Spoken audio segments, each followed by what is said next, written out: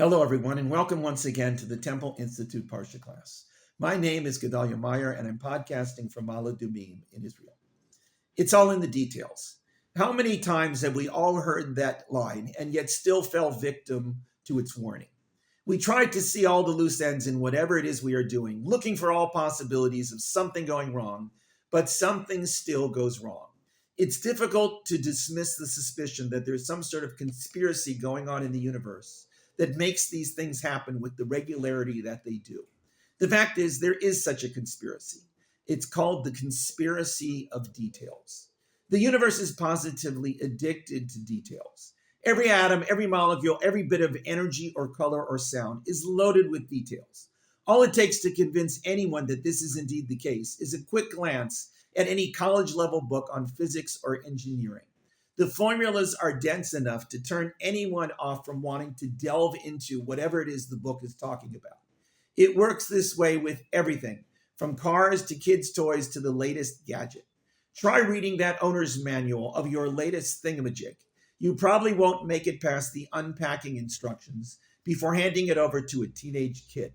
It's just too complicated and not worth trying to figure out.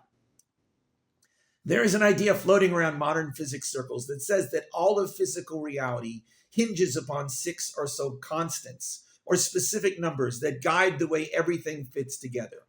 All the particles and forces and changes depend on these constants in ways that baffle the mind. And it's not like these constants are normal numbers. They are usually expressed as incredibly complex and exact ratios or factors, which somehow determine the structure and workings of everything that is. The universe wouldn't exist in the way that we know it if any one of those constants were even slightly shifted off kilter. There would be no atoms or elements or molecular structures. The sun wouldn't shine. The earth wouldn't be able to support life. And even if it could, life couldn't exist to begin with. To make matters worse, your car wouldn't start. And don't get me started on your computer or your smartphone. One little wrong mark in the code and the whole thing would irrevocably shut down. Even if you could manage to turn it on again, nothing would work right. We all know this from working phones. You so much as brush your finger against them the wrong way, and everything goes up in smoke. It's only going to get worse as time goes on. Soon, simply looking at them the wrong way will set up a whole cascade of problems. Next, it will be the wrong thoughts. The devil is in the details. If there is such a thing as the devil, the best place for him to hang out is in those details. They are where all havoc is wreaked. Even devil worship, as far as I know, is loaded with details. Everything has to be done right, or the guy refuses to help you out. One would think that he wouldn't care about all that, but apparently he is just as tied to those details as we are. There is no escaping this form of universal torture. It's like trying to live without time. It's probably always been this way, or at least since the time that people started recognizing that the details were there and they had to be observed. Try lighting a fire with some stones and some wood. It has to be done exactly right, or nothing happens. Even if done correctly, it rarely works. Can you imagine some prehistoric person trying to figure out a smartphone or even a broom? That's what we are like with starting fires. Without knowing the details and how to work with them, we are all helpless. There are details in foundational religious texts such as the Bible. There are so many details that it makes almost anyone wonder what all this has to do with God and religion. This week's Parsha is a classic in this regard. It's called Vayak'hel, which means "and he gathered." This refers to Moshe gathering everyone together to organize the collection of materials to finally build the Mishkan, the central shrine which would serve as a medium for interacting with God. One might think that interacting with God should be done on the simplest possible level with no layers of complexity and detail getting in the way. But the construction of the Mishkan and its various implements and the garments that those who served in it had to wear puts that idea to rest. Every detail had to be done right. Anything off and the whole thing would fall flat on its collective face. A lot of the details come out in this week's Parsha. First comes the collection of the various materials that would be needed. Everybody had to donate whatever they could, from gold and silver to various kinds of wool and animal skins to skilled labor to put everything together. They even had to rely on the wealthy leaders of the community to donate the various precious gems that would be needed for the breastplate and smock that the Kohen Gadol had to wear. When everything was collected and the chief architects were put in their positions to run everything, the actual work could be started. They were incredibly detailed tapestries, the likes of which we would be hard-pressed to duplicate today with all of our machines and computers. They fit together with great precision and had intricate designs on some of them.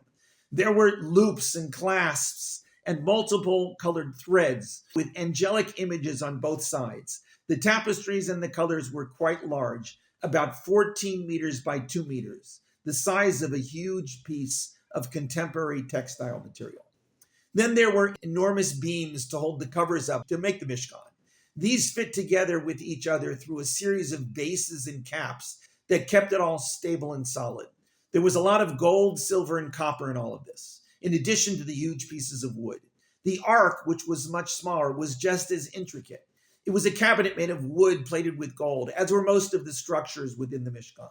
The candelabra was probably the most complex item in the entire Mishkan. It was made of solid gold, yet it somehow held together with all kinds of shapes and designs built into its structure. It was quite large, about 1.5 meters in height, and probably weighed about 70 kilograms.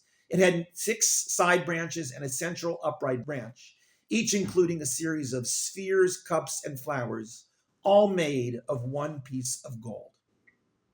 There were 2 altars, one for incense and one for the various agricultural offerings. The incense altar was smaller but more complex, being made out of wood plated with gold.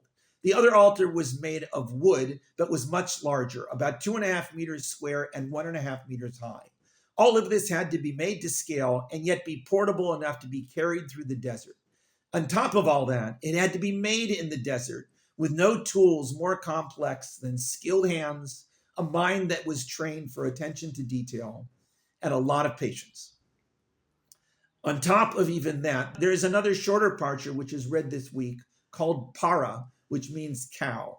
This is the famous red heifer, the entirely red-haired and unblemished cow, which had never carried a yoke, that would be burnt for the ritual purpose of cleansing those who had some contact with the corpse, making them ritually impure. This was another procedure that had to be done exactly right and had many details. There were several ingredients necessary for this formula, in addition to the cow. There was a hyssop branch, a piece of cedar wood, and some wool dyed in a type of crimson red dye. These were to be mixed together into the pyre of the burning cow. The resultant ashes were put into a container with pure spring water, which would be used in the future for sprinkling onto a person or some object that had become impure through contact with a corpse. Any misstep along the way and the whole process is ruined and must be started again. Jewish tradition has it that the last of the ashes of one of these cows vanished over 1,500 years ago. Some people are trying to bring the process back, but the problem is finding a perfectly red cow that hasn't been improperly worked in the course of its life. It's not an easy fit, and it requires considerable attention to detail. But Judaism specializes in detail, so this is just one more avenue to put that skill to use.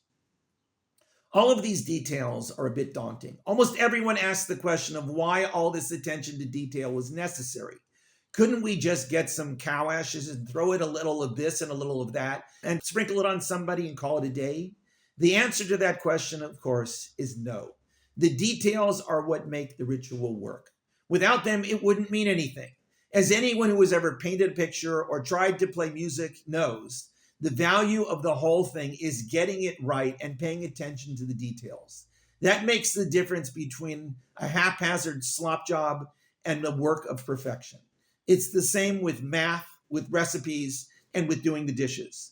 They are all rituals in a way. If done right, they express a certain form of truth and beauty. If done wrong, they are worthless. But on the other hand, it is important to remember that behind all those details lies a certain simplicity. What is the purpose of any of those things? It is to get something done, whatever it may be. That goal, however singular it may be, is the point of it all. Getting lost in the details can cause us to lose sight of that goal. In the case of that cow, the purpose was to become ritually purified. But that itself had a deeper purpose, to remove any obstacle between the ritually impure person and God. This was the ultimate purpose of all those things in the Mishkan.